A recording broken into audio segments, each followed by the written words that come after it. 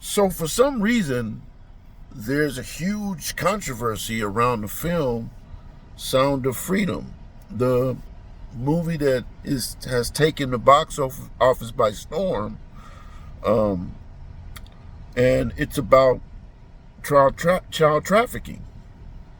Hmm.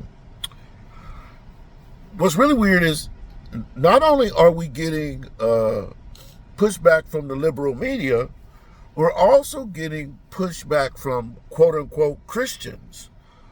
Um, and my listen, I understand it's from Angel Studios, which is from the Mormons, and I understand that from a strictly theological a position, the Mormons are in error in a lot of ways.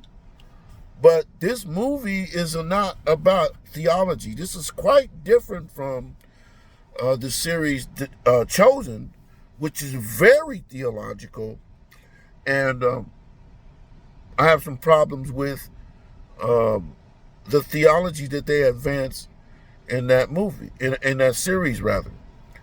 But bringing a serious issue to the forefront shouldn't be a problem.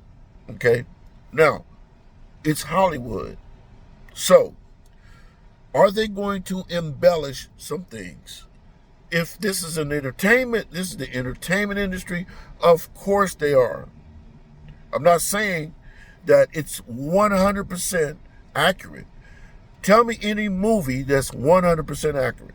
I can't remember the last time they made a biopic or told a story and made a movie out of it and said, this movie is 100% accurate. I can't remember the last time that happened. But the focus should be on, should we as human beings be involved in the trafficking of humans, much less children? So, although I do have issues with the Mormon church in their theology, I have less issues with someone who wants to stand up and say, child trafficking is evil and it's wrong and we need to do something about it. Just something for you to think about.